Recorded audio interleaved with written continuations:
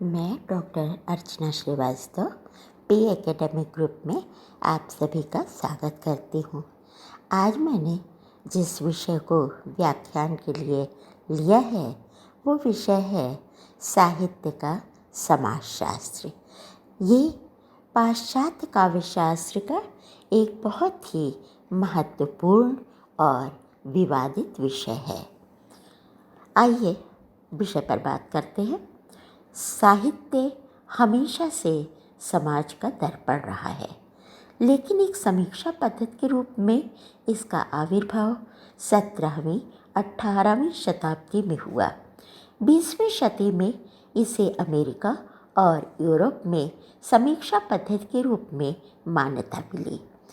Madame the stall ने अपने ग्रंथ दी ला लिटरेचर के आरंभ में ही लिखा, मेरा उद्देश्य साहित्य पर धर्म, रीति रिवाज और कानून के प्रभाव का परीक्षण करना है, क्योंकि साहित्य को प्रकृति के निर्माण में योगदान करने वाले सामाजिक तथा राजनैतिक प्रभावों का विवेचन प्रायः नहीं हुआ है।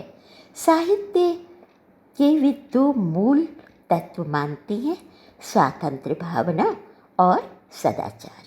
जाहिर है कि ये दोनों ही तत्व मध्यम वर्ग से जुड़े हुए हैं।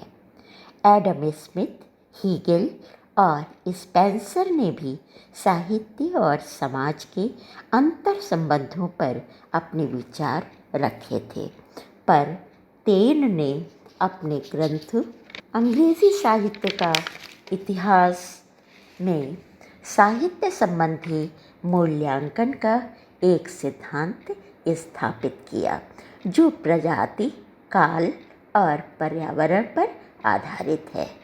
टेन ने पर्यावरण को एक सामाजिक परिवेश के रूप में लिया है।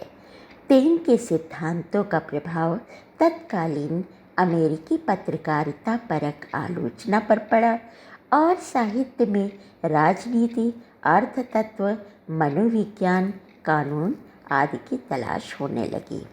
20वीं शताब्दी के उत्तरार्ध में डंकन, हैरी लेविन, जोसेफ रुचेक, डायना लॉरेंसन जैसे अनेक विद्वानों ने साहित्य और समाज के सरोकारों को समीक्षात्मक दृष्टि से देखा और परखा। इनकी केंद्रीय विषय वस्तु रही साहित्य को एक संस्था के रूप में प्रस्तुत करना, जिसके अनुसार साहित्य समाज को बनाता है और समाज साहित्य की रचना करता है। यहाँ अध्ययन की 3 विधियाँ अपनाई गई हैं। पहला, कुछ घटकों की परिकल्पना। दूसरा, साहित्य और समाज की संरचनाओं में समानांतरता। तीसरा, संस्था के रूप में साहित्य का अध्ययन। डंकन के मत में धर्म, दर्शन और राजनीति की भांति साहित्य भी संस्था के रूप में समाज में अहम भूमिका का निर्वाह करता है।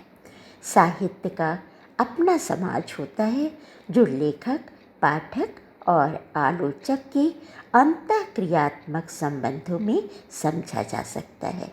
साहित्य न समाजशास्त्र मूल्यों से मुक्त है। इस पूंजीवादी समाज व्यवस्था में साहित्य कला का सौंदर्य देखने की फुर्सत किसके पास है? मशीनीकरण ने व्यक्ति को संवेदनहीन और यंत्रवत कर दिया है। जिंदगी कविता की तरह सरस न होकर गद्य जैसी कठिन हो गई है।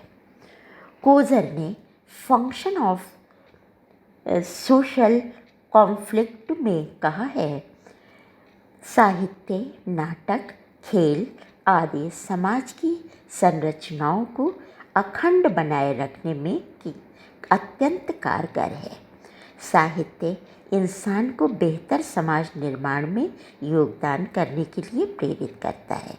साहित्य देश काल की सीमाओं का अतिक्रमण करता हुआ उसे प्रासंगिक बनाता है। सामाजिक परिवर्तन को समझे बगैर मूल्यों और संबंधों में आए परिवर्तन तो नहीं समझा जा सकता। आज हम संस्कृत विहीन समाज में जी रहे हैं। मूल्यों और आस्थाओं से रहित समाज में सांस ले रहे हैं। समाजशास्त्र की एक प्रमुख संस्था परिवार होती है।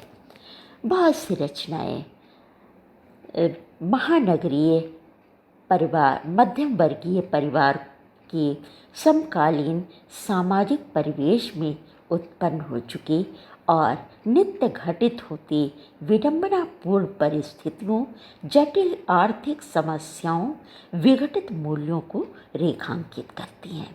नगरीकरण के फलस्वरूप गांवों से युवाओं का शहरों की तरफ पलायन खेदजनक, चिंताजनक और असंतोषपूर्ण रहा है। साहित्य सर्वाधिक विश्वसनीय दस्तावेज होता है। वो अपनी समस्याओं, प्रभावों के आईने में साक्षर साहित्य की पृष्ठभूमि भी तैयार करता है। निसंदेह ये समीक्षा समाज के समझने और उसे बेहतर करने की दिशा में कारगर होती, लेकिन वास्तविकता ये है कि यह समीक्षा पद्धति मार्क्सवाद के विरोध में एक साजिश के तहत आई। कुछ लोग मार्क्सवादी समाजशास्त्रीय दृष्टि को इसी समीक्षा पद्धति में मिला देना चाहते थे, जबकि मार्क्सवादी आलोचना अपने विकसित स्वरूप में साहित्यिक कृति को अधिक पूर्णता से विश्लेषित करती है। इस विश्लेषण में कृति का शिल्प और रूप दोनों समाहित रहते हैं। मार्क्सवादी समीक्षा में साहित्य के सौंदर्य पक्ष पर पूरा बल दिया जाता है। स्कॉर्पिट मुख्यतः 3 घटक ही मानते हैं: लेखक, कृति और पाठक। लेखक साहित्य सृष्टा है।